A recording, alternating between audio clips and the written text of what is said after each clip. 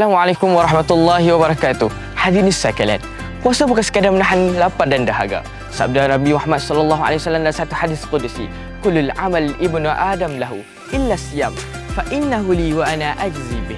Iaitu setiap amalan anak Adam itu adalah untuknya kecuali puasa.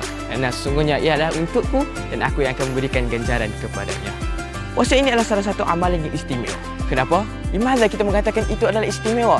Kerana dia adalah salah satu amalan yang rapat dengan sifat ihsan, iaitu an ta'budullah ka'annaka tarahu fa illam takun tarahu fa innahu yarak. Kita buat tu bulan puasa, kita boleh minum secara senyap-senyap. Kita boleh makan secara bersembunyi, tapi kita tak buat. Kita tahu, kita sedar Allah itu Maha melihat, dan itulah yang kita katakan ihsan.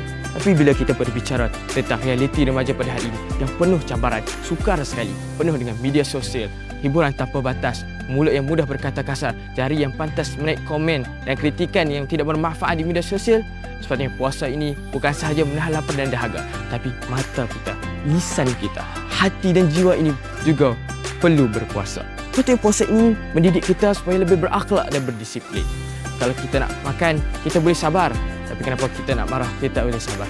Waktu kita nak makan dan minum, kita boleh tahan. Tapi kita tak boleh tahan diri kita daripada melakukan dosa. Sepatutnya kita puasa ini, kita melakukan sebagai satu latihan ihsan. Kita baik bukan saja bila dilihat orang, tapi bila bersendirian, tetap berada dalam keadaan yang baik.